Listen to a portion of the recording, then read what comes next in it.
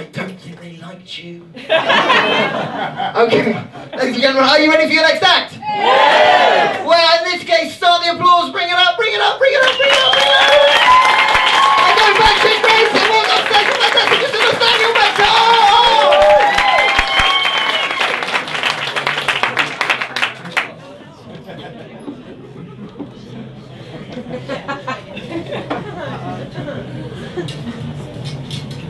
Hello, gang!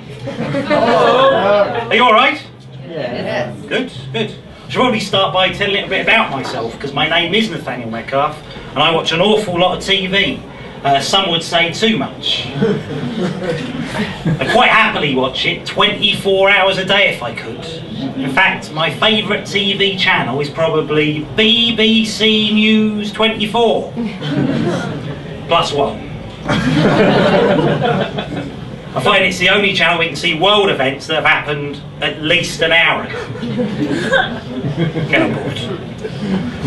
A pessimist would say that a glass is half empty, whereas an optimist is what Americans call an opticians.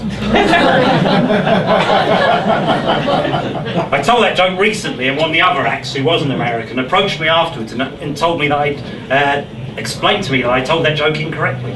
Because apparently in America they actually have 3 words for opticians. The first one, he explained, is opticians. It's the same word. But in America that's just someone who makes glasses. The second one, he said, is eye doctor. But in America that's someone who deals with medical problems involving eyes and sight. And the third one, he said, is optometrist. Because that was the joke you were going for, wasn't it? But the word optimist sounds a little bit like the word optometrist. And I said it was, yeah. So I'll tell that joke again. A pessimist would say that a glass is half empty, whereas an optimist sounds a little bit like the word optometrist, which is one of 3 words that Americans use to describe an opticians. He's right, it does work better that way. I was on a plane last year and these 2 fellas sitting behind me discussing their favourite movies, and one of them said to the other one, "You know what my little brother's favourite film is?" He said, "No." He said, "It's Free Willy." And his mate said, "What's Free Willy?" He had no concept of the film Free Willy. Now, by show of hands, right, who here has either seen or heard of the film Free Willy? Right. I'm going to say 100%. And his mate, right, attempted to explain the entire plot of the movie Free Willy in 1 sentence. I'd like you all to do that now. Imagine what you would say if you'd been asked to explain the entire plot of the movie Free Willy in 1 sentence.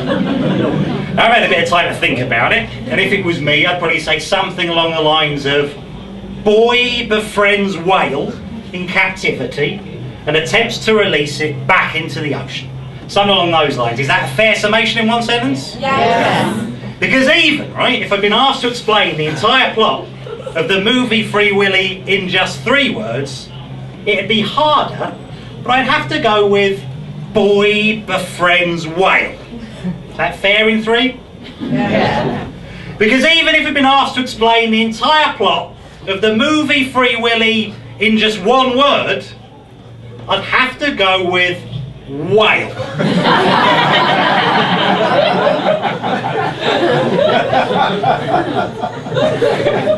And yet, the fella behind me managed to explain the entire plot of the movie Free Willy using none of these words.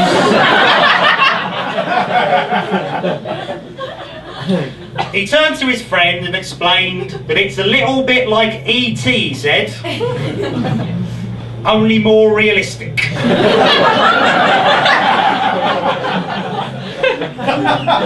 As I was laughing at my peanuts, I thought he is right, though, isn't he? As I say, I'm a big fan of Walt Disney movies, which isn't a link, because Free Willy was, of course, made by Columbia Chrysler. But I am a big fan of Walt Disney movies. And not just the animated ones, I'm a big fan of the live-action movies movies that they used to make in the 60s and 70s. And my favourite is one that's called The Barefoot Executive. I don't know if any of you have seen it, but I first came across it a couple of years ago when I was unemployed. We used to have to scour the Radio Times late at night, hoping to give myself a good reason to wake up in the morning. And I eventually came across a synopsis for this movie, The Barefoot Executive. And the synopsis in the Radio Times read, Kurt Russell plays a young TV executive who realises that his pet monkey is able to predict which TV pilots will become hit series. And I could barely sleep with excitement. Because this to me sounded like it was going to be the best movie ever made.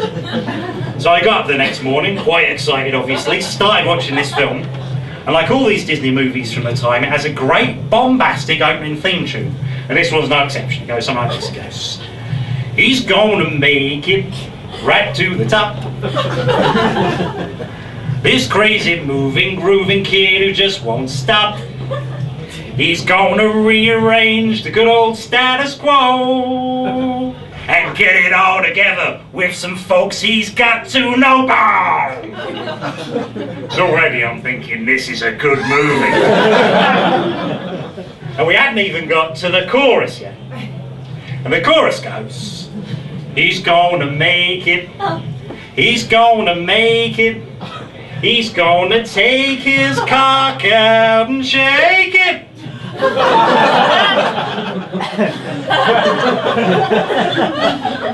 Now, I'll be honest, I was stunned by this.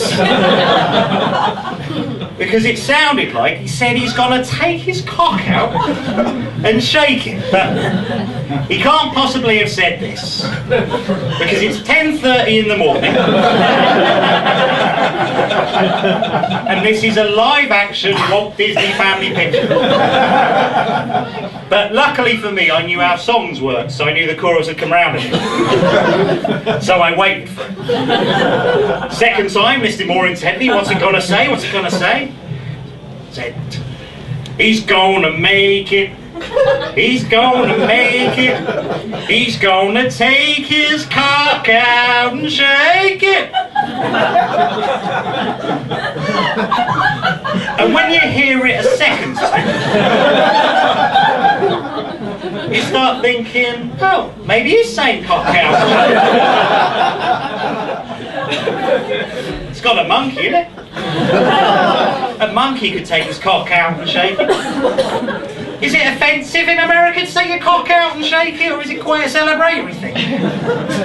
But anyway, watch the rest of the film, it's very good. There's a great bit in it where Kurt Russell, dressed up the monkey, who's about that big, as an engineer, holds his hand and manages to walk him through security. I'd recommend it. But still, the theme tune kind of haunted me. So I spent the next year going through the Radio Times again, week after week, hoping it would be on again. And eventually, about a year later, it was on. And this time I thought, gonna be ready for it? I'll set my video. And just before it started, I thought, I wonder what it really says, because a year ago I thought it said cock out and shake it. But I wonder what it really says. And we go to the chorus anyway. He's gonna make it. He's gonna make it. He's gonna take his cock out and shake it. And it was like everything I thought it had been for the past year. It was like that, if not better. This time I thought, well, I can check it. Stop. Rewind. Play. He's gonna make it. He's gonna make it. He's gonna take his cock out and shake it. Stop. Rewind. And I reckon I had to hear that song about 19 times before I finally heard what it actually says. Hopefully I should have on here. Would anyone like to hear the theme tune from the bell? Yes! Hear that bell? Yeah. That is the bell from the night school where Kurt Russell works. Oh, I've got to tell you as well, there's a great bit at the start where he gets on his moped, right? Drives up to the traffic lights, and he's so cool and in the 70s that his reaction to seeing a monkey in the back of the limousine is this.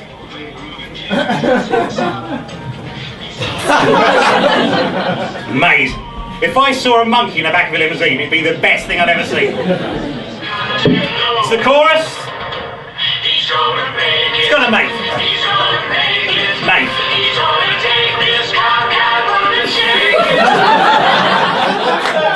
Didn't make it up. Didn't make it up. But luckily for us, we all know how songs work, don't we? So you get a second chance to hear it. And I've heard this song rather a lot. And the second verse goes, and they start rapping that he's too young. He makes his mind up that he'll wind up number one. And the whole wide world will know that he's around. Though other cats get uptight and try to put him down. Last chance. He's gonna make it.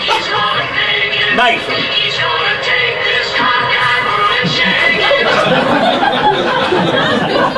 Now, as I say, that's a perfectly reasonable reaction. But I used to hear that song about 19 times before I finally heard what it actually says.